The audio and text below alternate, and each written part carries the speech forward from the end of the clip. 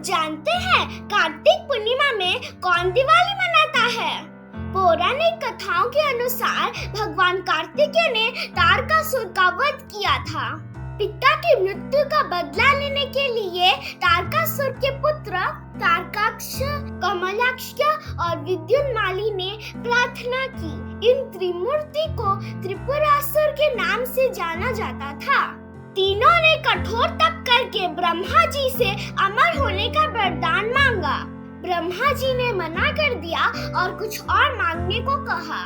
त्रिपुरासुर ने वरदान मांगा कि हमारे लिए 3 अजय किले बनाया जाए और कोई क्रोधाजित अत्यंत शांत होकर असंभव रथ पर सवार होकर असंभव बाण से मारना चाहे तभी हमारी मृत्यु होगी।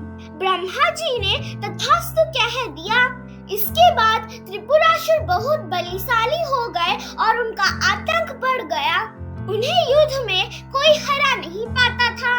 अंत में परेशान होकर सभी देव शिव जी के शरण में पहुँचे।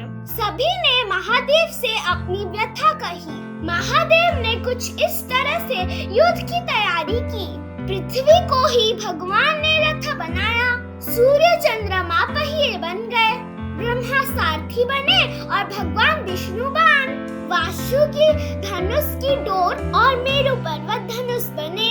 फिर भगवान शिव उस असंभव रथ पर सवार होकर असंभव धनुष पर बाण चढ़ा दिया और अभिजीत नक्षत्र में तीनों किले जब एक पंक्ति में आए तभी त्रिपुरासुर पर आक्रमण कर दिया। प्रहार होते ही तीनों किले जलकर भस्म हो गए और त्रिपुरासुर का अंत हो गया। तभी से भगवान शिव को त्रिपुरारी भी कहा जाता है। कार्तिक पूर्णिमा में ही त्रिपुरासुर का वध हुआ था। इसी खुशी में सभी देवता भगवान शिव की नगरी काशी में पहुँचे।